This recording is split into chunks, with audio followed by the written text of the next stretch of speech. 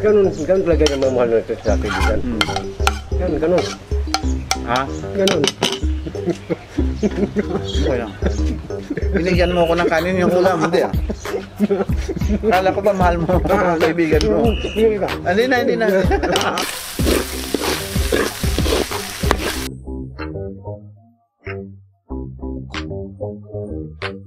Mga kapulutan, magandang araw po sa lahat. Ako naman magluto sa araw na ito. Pangkain na naman po. Ang iluto ko ngayon, tumbong bupis. Meron tayong tumbong mga kapulutan, no? Yan, no? Nahiwa na po yan. Ngayon naman mga kapulutan, gawa tayo ng spaghetti oil.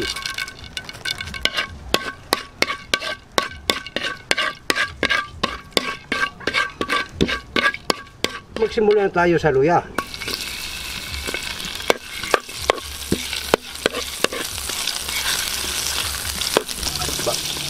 Bawang, sili,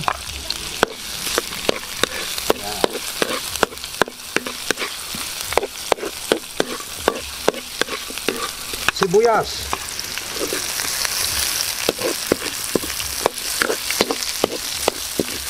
tapos na natin gisa ang ating mga sangkap, igisan natin rin ang ating tumbong.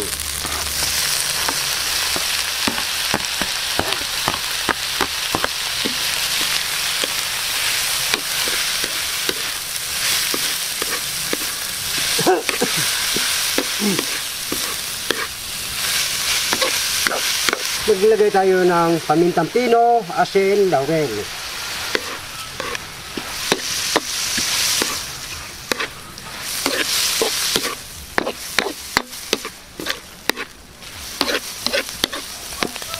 Ayan na mga kaputan, nagputok-putokan na siya ang ating tumbong. Maglagay tayo ng tubig para palambot sa kanya. Mga kaputan, gipalambot natin po. Loob na isang oras, talagang malambot to. Maglagay na tayo ng suka, rabanos at saka yung kirots.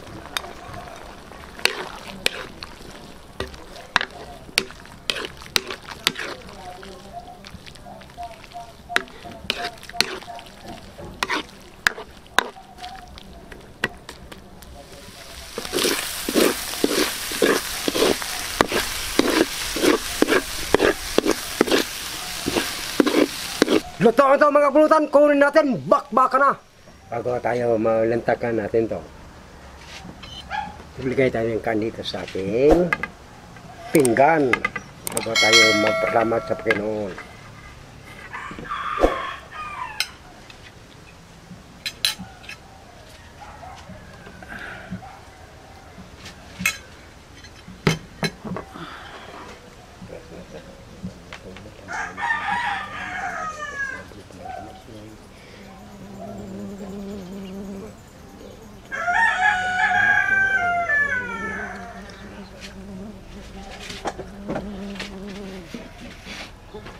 Sige na. Nako.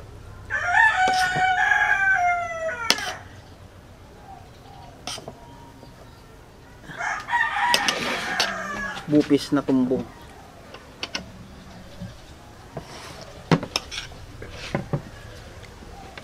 Mga kablutan, unang subo po sa inyo.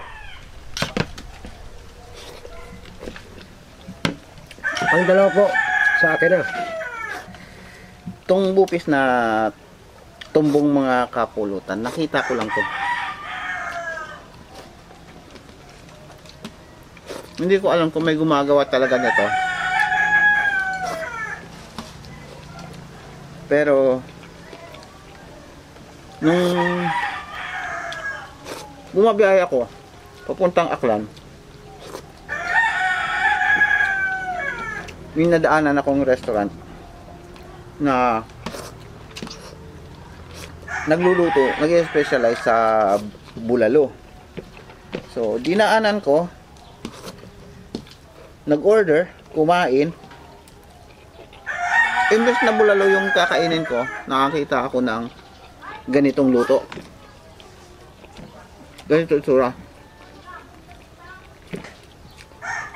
Tinanong ko yung tindera. Yung tindera yata yun yung may-ari din eh. Sabi ko, anong luto to? Sabi na bupis. Kako? Bupis? Bakit? Hindi baga tsaka puso. Kasi ang alam natin bupis mga kapulutan, nakasanayan nating bupis ay puso at baga ng baboy. Kaya naman nga ako, ang ginawa ko, imbes na kumain ako ng bulalo, imbes na umorder ako ng bulalo, yung bupis yung in-order ko. At nung tinikman ko, Diyos ko, ang sarap pala.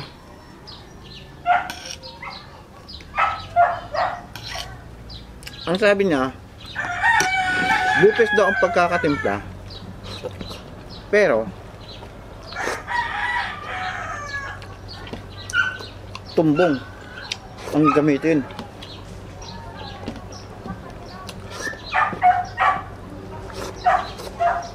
Ngayon, ito. Sarap. Siguro mas masarap to pag may beer.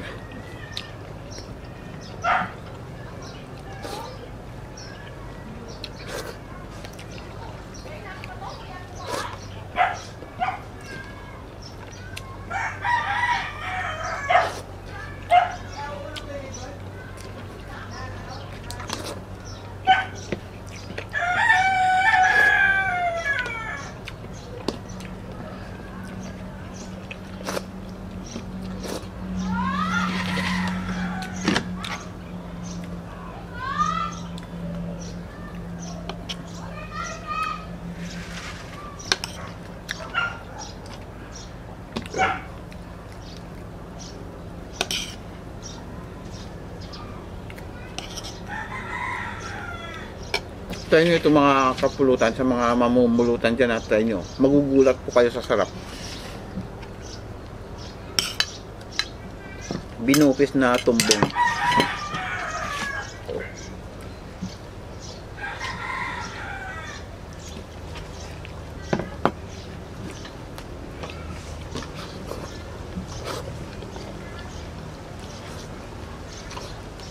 Ang sarap niyang ihalo-halo sa kanin, irarambol mo sa may subo. Ang sarap ng ganun.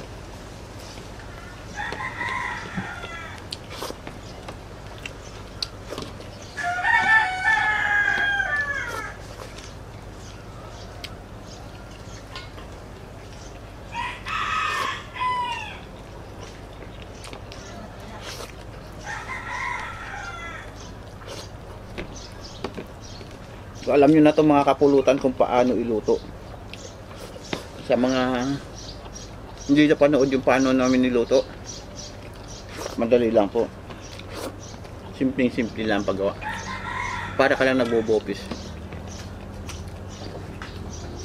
Itong tumbong, kailangan to ng matinding paglilinis. So, ang ginawa namin kanina mga kapulutan, pinakuluan muna ay hinugasan ng hinugasan, binaliktad, hinugasan uli, hinugasan, nilabhan sa suka at asin. After labhan sa suka at asin, kinunlaan mga 10 minuto siguro, nilaga namin sa madaming luya, tas nilinis uli, hiniwa at saka ginisa uli sa madaming luya.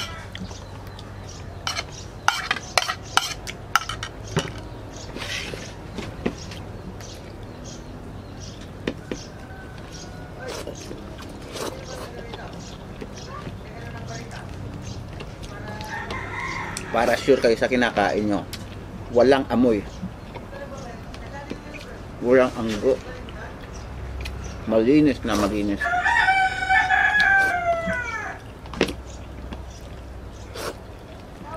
Iba kasi ang feeling na habang inunguya mo, alam mong malinis yung kinakain mo mga kapulutan. Nakita mo kung paano nilinis. Kasi itong part na ito, alam na natin kung para saan to. Diba? Daluyan ito eh. Kaya kailangan malinis siya hanggat maaari.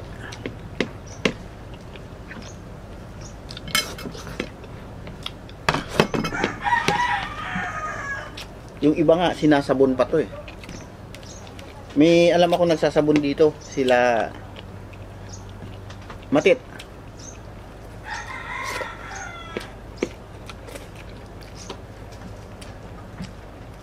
Sinasabon nila to. Pinuhugasan ng mabuti.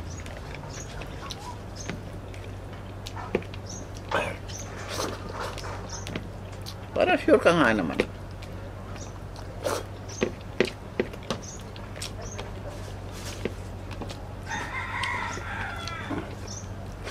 Yung tatay ko, nung nabubuhay pa, pagka nagluto yun ng dinuguan, ganito din. Sinasabon. Para siguradong malinis. Ano po? Tapos banlawan nyo lang ng banlawan. Wag yung wag yung tinitipid nyo yung tubig. Dapat banlawan nyo kasi alam nyo mo may sabon eh.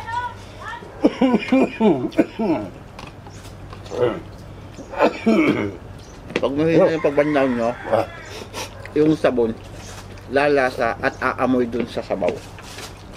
Kaya todo banlaw.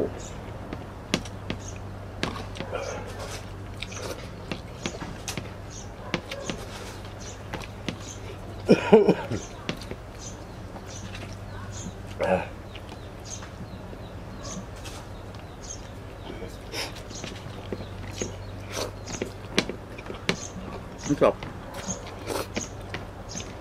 Tamang-tama yung lambot. Yung lambot na 3, 4, 5 kagat, durog na. At alam mong safe na safe para sa postiso ni Timot. Yung pagkalambot. Gusto mo yan. Akin na kung ayaw mo. Ito na lang ba, iwan mo pa, iwan mo pa. Nako. Ayun na lang, kukunti lang eh. Eh, ganun talaga ang nagmamahal sa kaibigan eh. Di ba? Ganun talaga ang nagmamahal natin sa kaibigan. Ganun. Ha? Ganun. Okay lang. Binigyan mo ako ng kanin yung ulam, hindi ah. Kala ko ba mahal mo ang kaibigan mo? Hindi na. Naalala ko kasi yung mga tito ko. Mga tito ko nung araw. Yung sili. Sabi ng nanay ko, pag kumakain daw yun sila, talagang simot. Dahil ka kay Mas. Dahil kay Timot.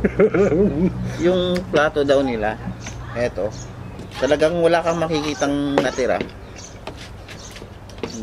So, shout out sa mga tito ko kung nasan man kayo ngayon. Kung nasa langit ba o nasa impyerno. Talo po. Gani. Mabuhay ka po. Hanggang gusto mo. Pakain na nga eh. Mabuhay pa yung gusto mo.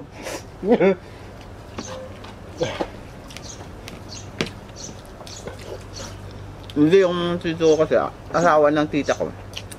Ibang lahi. Hindi Pilipino. Kaya yun siguro yung tradition nila. O ewan ko, yung nakasanayan nila sa bahay nila, sinisimot yung pagkain nila.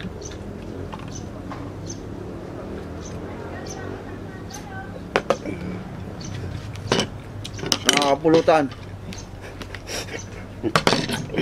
Boss. Tap. Ito lang masasabi ko. Subukan nyo. Subukan nyo mga kapulutan. Pag may oras kayo, makapamalengke, malaki yung stock sa ref nyo, subukan yung gawin to mamaya. Mamaya bukas. Pag nagkainuman kayo, nagkayayaan kayo. Isa lang masasabi ko sa inyo mga kapulutan. Approve na approve to sa mga barkada nyo. Di ba, bay? Muna, ubos nga, oh.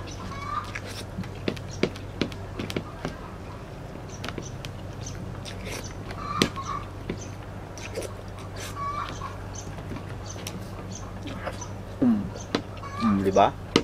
Wala na. Natira luya. Ayun pa, ayan, oh. Ayan, hindi luya yan. Luya ba yan? Ah, wala na. Kaya, ang sabi ko mga kapunta sa inyo, Hmm. maraming salamat po sa inyong pagsuporta sa Pulutang Kukuligat. Sana po, hindi kayo po magsawa sa amin. Kami po ay nagmamahal sa inyo. Maraming salamat po sa lahat.